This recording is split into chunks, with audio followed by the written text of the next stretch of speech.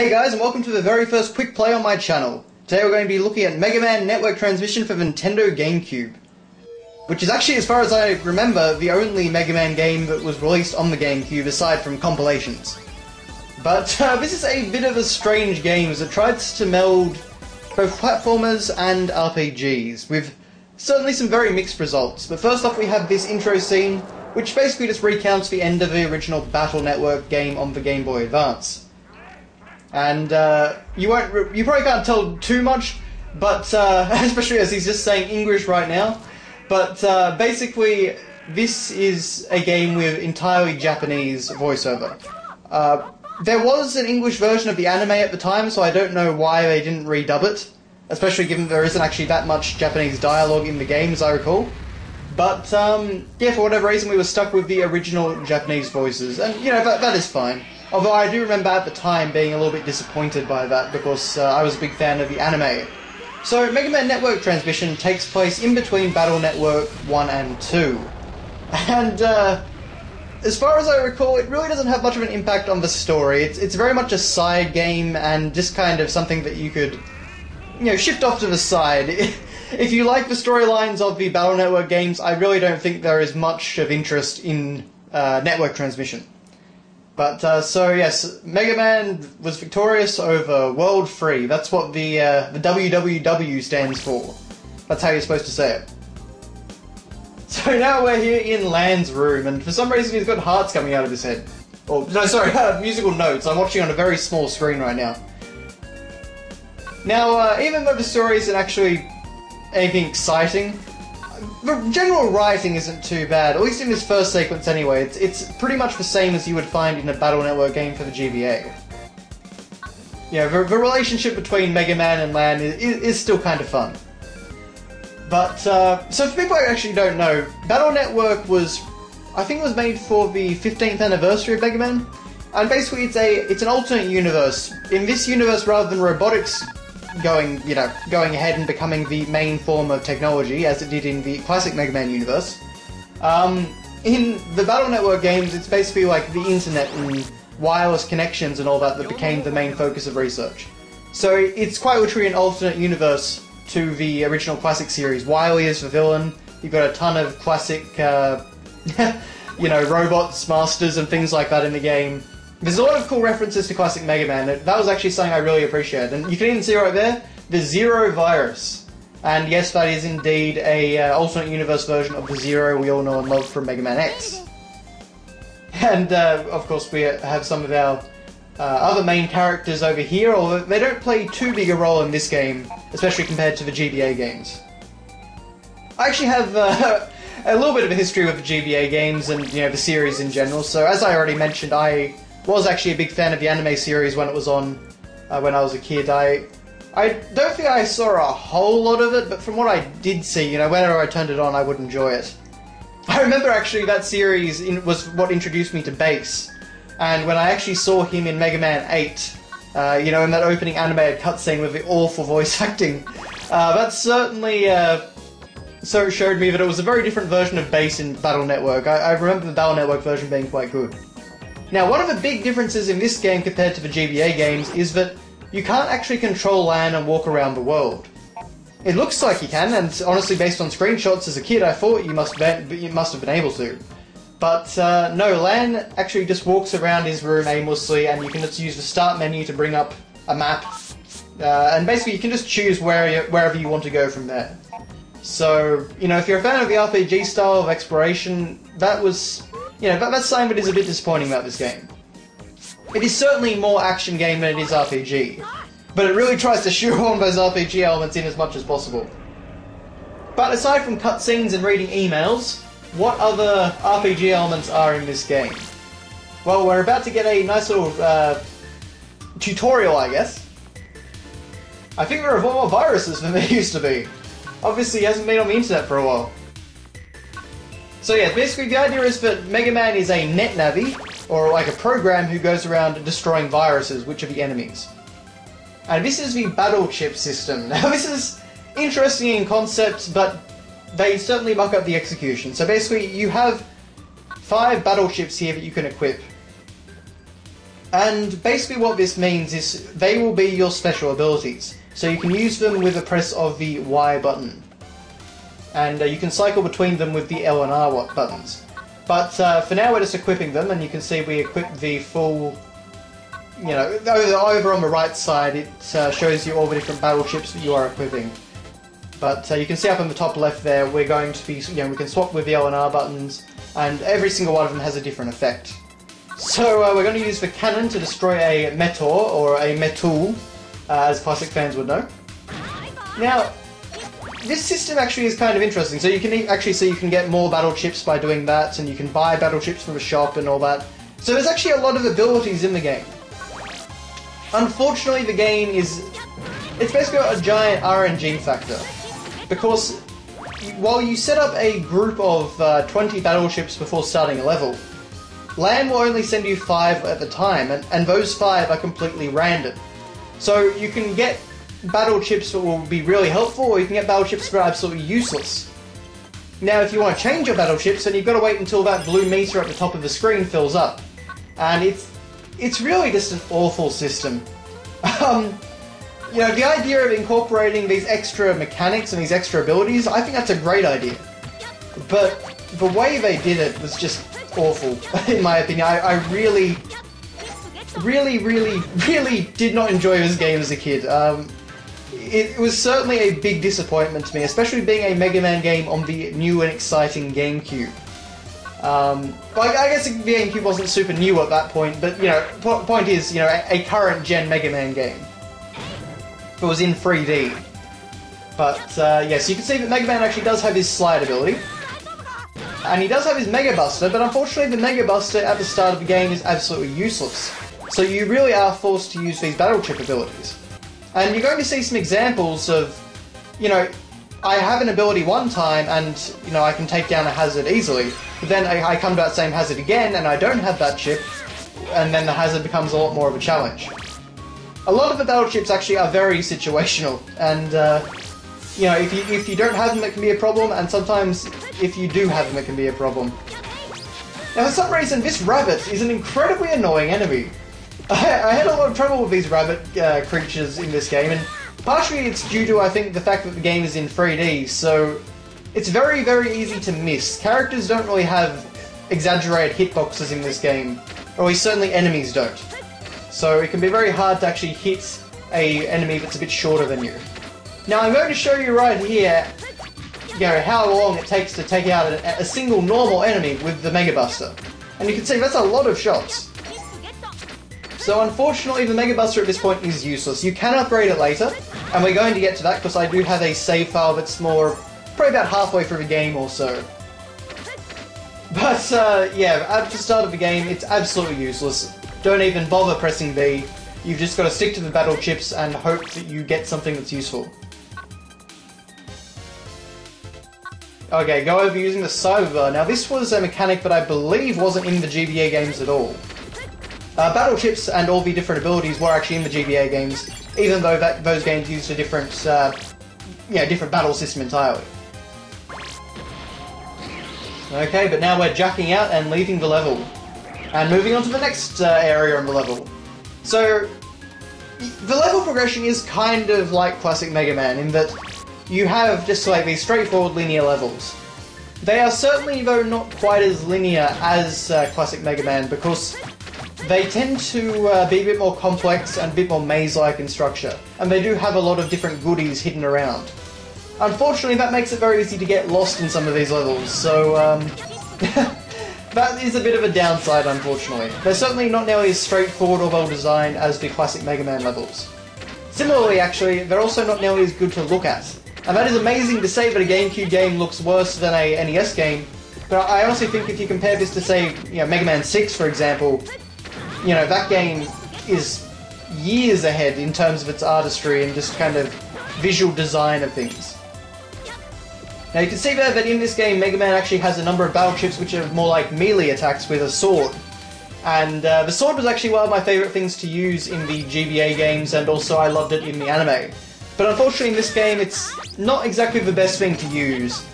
Generally if you're that close to an enemy and you have to take the time to actually hit them, and there is a massive delay when you use the sword, it's really not worth, trying to. You're probably going to get hit. So every backup, you can see these blue battle chips. So these are basically lives in this sense. And as you can see, Mega Man was explaining just there that spikes kill you in one shot in this game, just like the classic games. So it is a really weird mix of the classic games and the Battle Network games. However, I don't think it's nearly as good as the classic games or nearly as good as the Battle Network games. When I was a kid, I actually really liked the Battle Network games in addition to the series. Basically, I was expecting an RPG like those games. So when I got a really kind of awkward 2D platformer, I wasn't exactly impressed by this game, and certainly, it didn't look very impressive. I don't know, there's just really no flair about it. It's really just a cash-in title that's, set in between the games. It has no real impact on the series, and it's just kind of... In some ways, I kind of feel like it's an attempt to appease classic fans that may not have been happy with, the switch to Battle Network, compared to, like, the 2D side-scrolling games. But, yes, right there you could see that I was having a bit of problems with the random battle chips. But, anyway... Now we're moving on to a save file, which is about 14 hours in. As you can see, this is my old save file from probably about 2005 or 2004 even. And you can see I've actually got a few toys there. I have beaten a number of Net Navis or Robot Masters. So you can actually add some stuff to your room, but you just can't walk around anywhere. Okay, so apparently we're hunting down some information about the Zero virus, and that involves us going into a Lekman's level. Well, the power plant, I should say. But, so, let's see, what else really is there about this game? The music, while not exactly, Mega Man level in my opinion, it is catchy. It does get grating, I will say. It's certainly not infinitely listenable like the old tracks. But overall, I would say that the music in Network Transmission is pretty good listening. It is very synth heavy though, and it really will depend on what you like. But as you can see, in this game, I actually have my Mega Buster upgraded. I have the charge capabilities upgraded so I can do a lot more damage. Still not nearly as powerful as I would like, to be honest, and it still isn't really very functional. But it is certainly much better than it was when we started out at the beginning of the game. Okay, so we've got another backup, and you can actually see that the environment here is a little bit more interesting. But just like before, though, it is still very repetitive. Now let's see, look at Mega Man's status here. So we can see that I've got 2 in attack, 2 in rapid, and 5 in charge. So yeah, I really want to power up that charge beam. And the other thing you can actually do, which is an RPG element, is equipping different types of armor which protect you against different types of attacks. Now this is really mainly only useful for the bosses, but even then I don't remember it actually being that big a help, and that's really because the beginning of this game is really quite hard. The bosses... Particularly the first main boss. Well, I think the first boss was Roll, and then you had Heatman. And Heatman was incredibly difficult, as I recall. But the game is certainly all over the place in its balance. As I recall, it got progressively easier as you went along. With the exception of one particularly annoying section further on in this level, but we'll get to that when we get to that. But yeah, the main thing you can really see in the backgrounds, which is what I was talking about before I went to the menu, you can see that it's all very repetitive. It is just the same objects tiled over and over and over. Whoops. So it doesn't really create a really interesting aesthetic, and certainly it is not... when you think of GameCube games, you think of stuff like, Zelda Wind Waker, Resident Evil 4, Mario Sunshine, Luigi's Mansion... Star Fox Adventures, really, really nice looking games at the time. And of course one of those I just mentioned was a Capcom game. But yeah, unfortunately Mega Man really never got a really fantastic looking game in the 5th generation, or no, sorry, 6th generation I think I should say. And the lovely little bunny rabbit just killed me. Anyway, you can see before that I got through a section with no trouble using the bombs. However, when I don't have them, things suddenly become a lot more difficult. So I'm trying with the sword, and I managed to kill him after several attempts, but I wasted a lot of battle chips in doing so.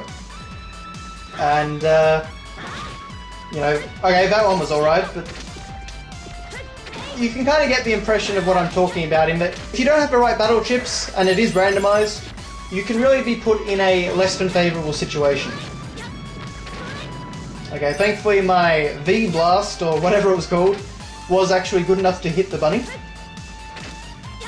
So anyway, I think one of the most interesting things about this game is the fact that it does actually very closely mirror Mega Man 1 and 2, because a lot of the levels kind of feel like they're taking inspiration from those games. And in fact, here of course is a classic Mega Man enemy. And you can see right here just how difficult certain enemies can be to defeat, even with the right battle chips. And you can see that I can't even spam battle chips because the green meter up in the top left, that actually is basically a meter that shows me how many times I can use a battle chip. It drains every time I do, and yeah. The other problem with this game, which is much more of a problem than the classic games, is the fact that enemies respawn when you off-screen them. And because this game is much less straightforward and linear, it can often, you know, kind of bite you in the bum when an enemy, respawns and all that. Now, I actually do something very stupid here, and I try and take out these enemies. And that's why I sped it up by about 300%, but basically this is me trying to hit one of those enemies. And you can see it's a very slow, laborious process, and I'm certainly much better than that in the classic Mega Man games. Now I should say, even though I am kind of complaining about, you know, hitting things in this game, it does actually control pretty well. I must admit, the controls are pretty smooth, they work well with an analog stick, which you certainly cannot say for every 2D side-scrolling game. And, oh look, there's a little enemy from Cutman stage in Mega Man 1. Yes, now we're getting to the part that I really hate about this level, and the part that actually made me give up on the game. I should stress it was a game that I certainly wasn't enjoying very much up to this point regardless, but, you know, it is very rare that I actually give up on a game. Particularly when I was a kid. So, of course, we've got some of the good old-fashioned disappearing blocks back. And, oh look, I got blindsided by a bomb that this creature had left on the top of the ladder. And it's another enemy that I can't easily hit. And whoops! I didn't notice that tiny little bomb there, so Mega Man had to die. One of the first deaths of many, unfortunately.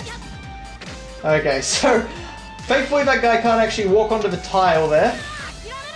Now the timing here is rather difficult because you can see that you've got the yellow creature that's flying back and forth, and you've also got the electricity.